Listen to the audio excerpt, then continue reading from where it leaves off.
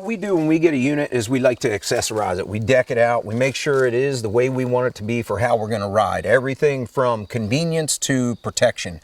Now, as far as protection, you know, the whole bottom of the machine, we have full skids, front and rear A-arms, full skid, UHM WPE skid plate on the bottom of the machine.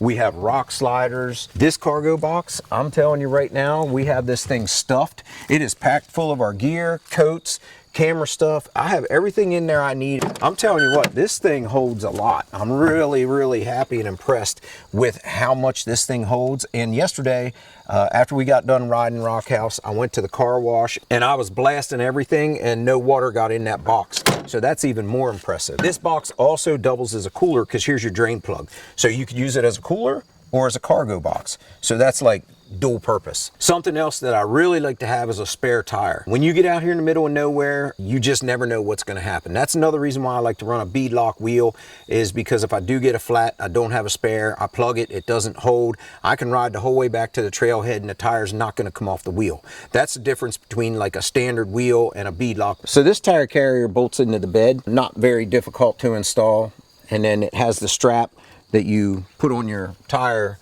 ratchet it down, and it doesn't even move. Something else I added was side door storage, these bags, because you know everybody always wants more storage in their unit, and we like to, whether we have some rags to wipe stuff off or our phones, you know, we can put them in these bags and they stay pretty dry. When I power washed the unit, I checked the bags and there was no water in them. The Yamaha mirrors, this is a really super clean install. It works great. It would work even better if my tires weren't slinging mud all over them, but you know, that's my bad. But these mirrors, when they were clean, we could see really good. So I like the mirror setup. Another thing that I do is I run a fire extinguisher up top here. You want to be able to reach that fire extinguisher, because if something happens and your machine rolls over and you're trapped inside of it and you have your fire extinguisher in the back of your machine or in the box or to the back of your cage, you can't get to it. If it's a matter of life or death, you're trapped in there, this thing catches on fire, you want to be able to reach that fire extinguisher. The windshield, that I'm going to tell you right now is probably one of the best windshields on the market that I've seen for an OE windshield, because it fits good. And the nice thing about this windshield is you not only have one speed on your windshield wiper, you have two speeds and you have the juicer. Another thing we're running in this is the D mode switch. It does not come with the D mode switch, which is your switch that's crawl, trail, and sport. And you can set it up to however you like to ride. It's the same power. It doesn't take any power away from the machine, but it controls the RPMs and your throttle response, and it makes it more manageable. So if you want crawl, you know, you put that in that mode, and man, it just creepy crawls up over everything.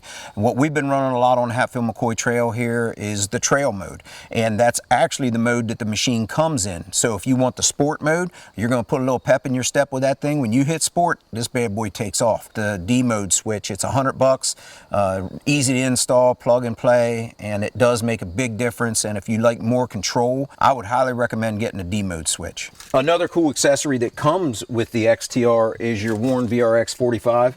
Now this is the wire rope, it's not the synthetic rope. That winch comes standard with this machine. I also added the 10-watt light pods up front from Yamaha. Everything on this machine that I put on was put on for a reason. It wasn't just like, hey, we're gonna throw this accessory on there. It was put on for function and how we like to set it up. One of the differences with the X2 1000 compared to the RMAX is this bolt pattern is different for the wheels. This is a 4110 bolt pattern. The RMAX is a 4156. That's because the RMAX is a much larger machine, so it runs a larger bolt pattern. And if you go to put lugs on this, these are a 1.25 by 12 millimeter. And I would highly recommend getting a 6+1 offset or plus 38 millimeter, which is the same thing. You want to run it as close to stock as possible. If not, you're going to end up looking like this and trashed with mud.